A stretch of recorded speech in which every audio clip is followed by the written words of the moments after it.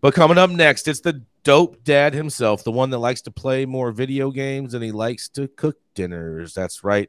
It is Rico Lamitte. Thank you, everybody. Thank you. No, seriously. My headline today is from NOLA.com by Ian McNulty. King Cake makes the leap to medical marijuana through Mardi Gras themed cannabis chews. Mardi Gras season is upon us, and as much of the yearly Louisiana tradition represents wild partying in New Orleans, massive unsafe crowds on Bourbon Street, and of course the illicit, untaxed trading of colorful beads for sexual favors in broad daylight.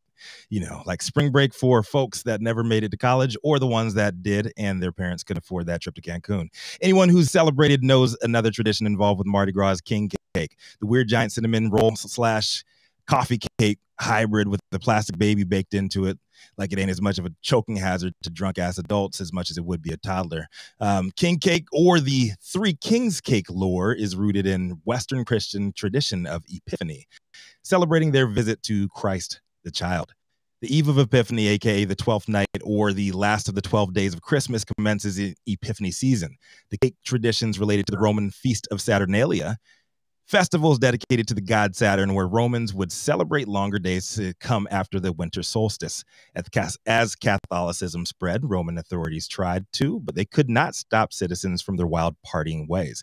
So they compromised and edited the actual date of Jesus' birthday from a more accurate late February, early March to December, and that's why we still to this day celebrate Christmas on the 25th. Aside from the loud, wild music and midday anything goes street orgies, round cakes were also made with figs, dates, and honey. Everything was shared equally amongst the elites, commoners, and slaves. And as early as the 3rd century, a dry bean was hidden inside that cake, and the lucky one who got it was named King of Kings. For a short time, established in advance, essentially making fun of faux Christian mythology. Y'all might ask, what does this have to do with fucking cannabis? Well, that bean that evolved into a miniature baby figurine represented baby Jesus, and this comes to us today with Louisiana decriminalizing cannabis late August. It was only a matter of time before King Cake tradition made its way to the nascent industry, and sure enough, Good Day Farms was first to make the move. Per the article, the King Cake flavored coffee when you needed a boost. There's also King Cake flavored vodka when it's time to party. Now there's a new line of King Cake edibles come in a flavor of chews that ail you through.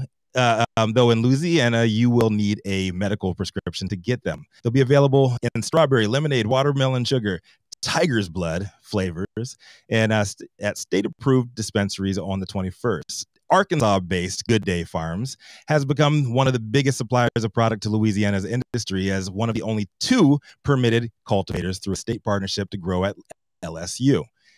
How did an Arkansas operation take over the Louisiana market before they even got up and running? Follow the fucking money.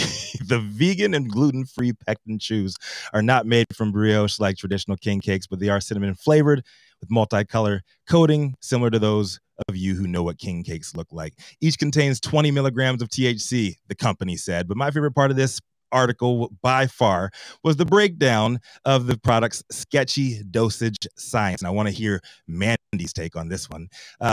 Good Day Farms executive chef Peter Sturdivant said, "Dosage levels are relative. Though this is generally considered a potent amount, the nice thing about chews is that you can portion them into smaller pieces if you want less of an effect.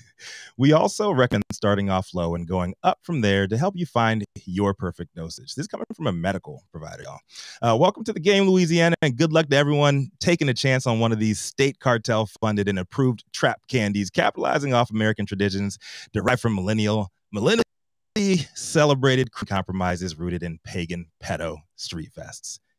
That's a fistful of hyperinflation adjusted beads. Get me these days in Joe Biden's America. I'm Rico Lamitte, the dopest dad in the street. I'd like to hear from the rest of the team on this one.